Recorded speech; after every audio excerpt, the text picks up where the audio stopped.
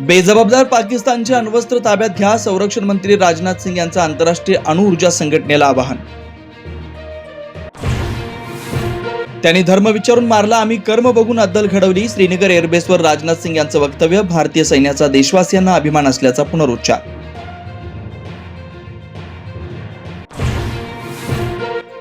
काश्मीरच्या पुलवामातील त्यामध्ये सुरक्षा दल आणि दहशतवाद्यांमध्ये चकमक. जैश ए मोहम्मदच्या 3 दहशतवाद्यांना कंठस्थान.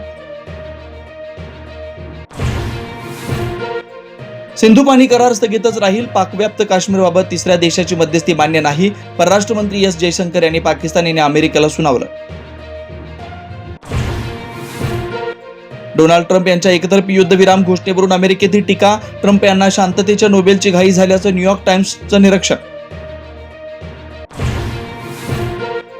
भारतामध्ये आयफोनच्या निर्मितीऐवजी अमेरिकेत उत्पादन वाढवत डोनाल्ड ट्रम्प यांचा ॲपलच्या सीईओ टिम कुक यांना सल्ला. टॅरिफबाबत भारत डील करण्याच्या तयारीत असल्याचाही दावा. कर्नल सोफिया कुरेशीबाबत वादग्रस्त वक्तव्य करणारे भाजपा मंत्री विजय शहांना दिलासा नाही. हायकोर्टात जाण्याचे सुप्रीम कोर्टाचे निर्देश. म्हणणं ऐकून घेईपर्यंत कारवाई नको अशी मागणी फेटाळली. छत्तीसगडमधील ऑपरेशन ब्लॅक फॉरेस्टमध्ये 21 दिवसात 31 नक्षलवादी ठार. मोठ्या प्रमाणात शस्त्र आणि स्फोटकं जप्त.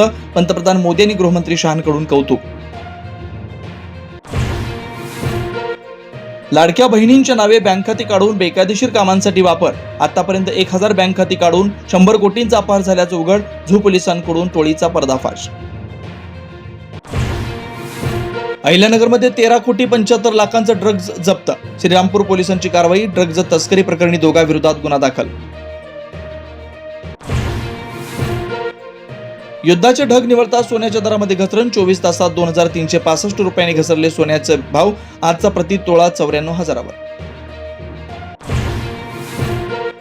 भारतीय चित्रपट सृष्टीचे जनक दादासाहेब फाळकेंवर बायोपिक बनवणार. राजकुमार हिरानी, आमिर खान साकारणार फाळकेंची भूमिका.